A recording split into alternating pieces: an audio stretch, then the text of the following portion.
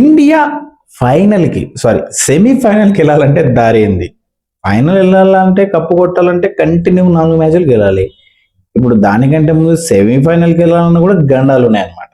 అసలు ఏమేమి గండాలు ఉన్నాయి, ఎన్ని సినారియోస్ ఉన్నాయి అనేది మనం మాట్లాడుకుందాం.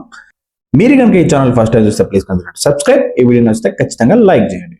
ఫస్ట్ ఏంటంటే ఇండియా 2 మ్యాచ్లు గెలవాలి.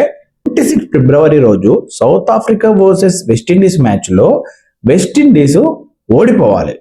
ఇఫ్ ఇన్ కేస్ అది 20 runs తో గెలిచిందనుకో, మన జింబాబ్వేను 206 పరుగుల తేడాతో గానీ లేకపోతే 150 పరుగుల తేడాతో గానీ మళ్ళీ గెలవాలి. అది అంత ఈజీగా పాసిబుల్ అయ్యే సినారియో కాదు.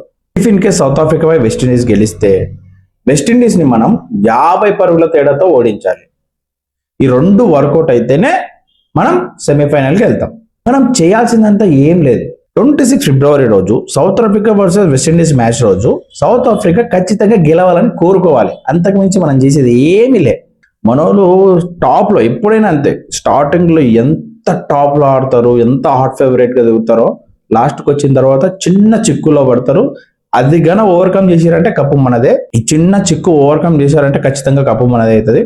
చూద్దాం బయట సీ వాట్ విల్ హ్యాపెన్ అనేది. For more interesting sports updates, please do subscribe this channel. Thank you.